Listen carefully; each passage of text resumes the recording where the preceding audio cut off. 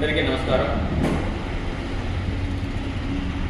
నా పేరు దుడం రెడ్డి బాబు, ఆంధ్రప్రదేశ్ బీసీ సంక్షేమ సంఘం రాష్ట్ర అధ్యక్షుని. ఈరోజు ఒక